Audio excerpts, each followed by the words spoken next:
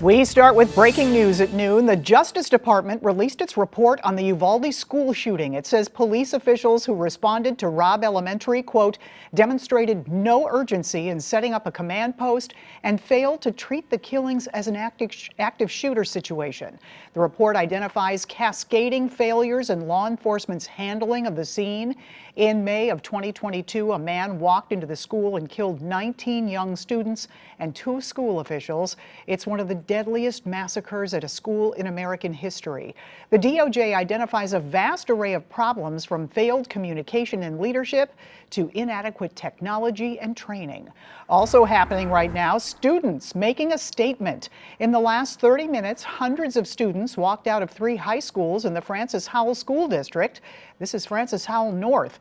The organized protest surrounds what they're calling racism issues. Last month, the school board voted to remove Black history and Black literature electives for the 2024-25 school year. Days later, students voiced their disapproval and circulated a petition to overturn the decision, and it worked. The board eventually reinstated the classes, but with changes. The district issued a statement this morning saying officials hope those who participate will remain peaceful as they much more on that in just a few minutes. We'll see you then. Thank you, Jim. Clayton residents speak out against the school district's plan to purchase the Caleres Shoe Company headquarters. The district wants to spend $21 million for the property that sits next door to Clayton High School. Last night's public meeting lasted 2.5 hours as dozens of people spoke critically about the expense, the impact it would have on taxes, and the lack of transparency.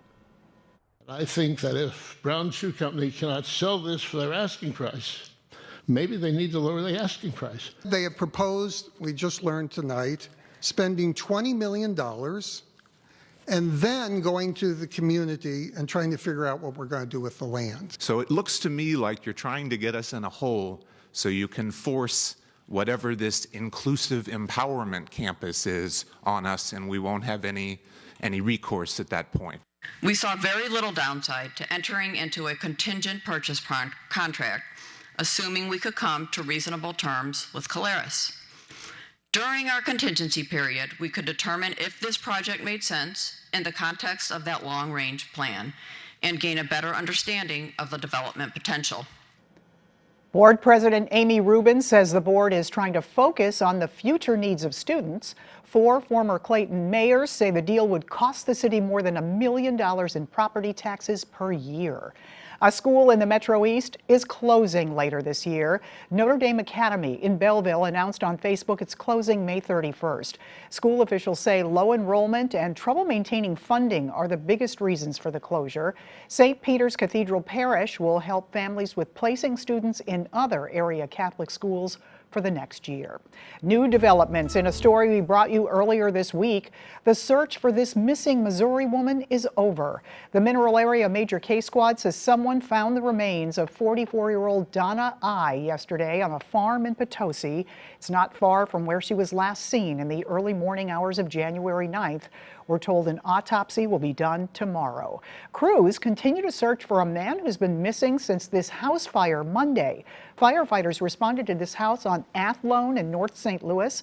They say a woman got out safely, but crews couldn't find her 18-year-old grandson, Chandler Hill. He was born with autism. Fire crews tell 5 on Your Side the home is frozen, and that's making it nearly impossible to search for him. The private company hoping to fly drone surveillance over St. Louis neighborhoods is moving forward with a new plan.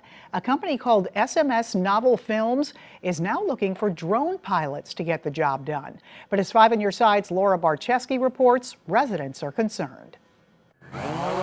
Residents say this all started when they found out SMS Novel Films was going to be surveilling the Gravois Park neighborhood later this month with intentions of combating crime, but the story keeps changing. I feel like the thing that stayed consistent with the story is that this person has not engaged us one time.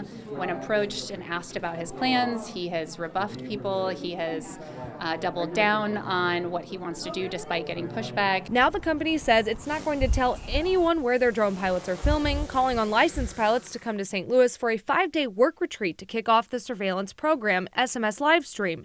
Resident Sarah Phillips says this is an invasion of privacy. I'm not a victim of domestic violence, for example, but I can imagine that if I were, I would be really, really worried that somebody can just decide to do this and there's no regulation, there's no oversight over that person who then wants to go and make that data available, apparently to anybody who can pay for it. Alderwoman Alicia Saunier says a major concern for her is who will have access to the data and video SMS plans to capture. Even thinking about, you're a person who lives alone, someone's ability to record you coming and going to your house and having data and no idea where that's going. Our children possibly being recorded at their schools, just different things right now that we want to make sure that we have some clear regulations and protections in place. Saunier says the board is moving forward with Bill 199 to tighten up St. Louis drone laws. I'm trying to propose some standards and ordinances, again, not to even necessarily prohibit you, but to make sure there's some regulation and that people in their community can feel comfortable with what's happening. That was Laura Barczewski reporting. The board bill is currently in front of the city's Public Safety Committee, and public hearings are not scheduled yet. The CEO of SMS Novel Films declined our interview request, saying he will not be doing any interviews until that program is launched. Violence in Kansas City, what we know about a shooting at one of the city's most popular tourist attractions. Plus, vintage KSDK, the day a landmark closed. The feelings on the final days of famous bar on Kings Highway.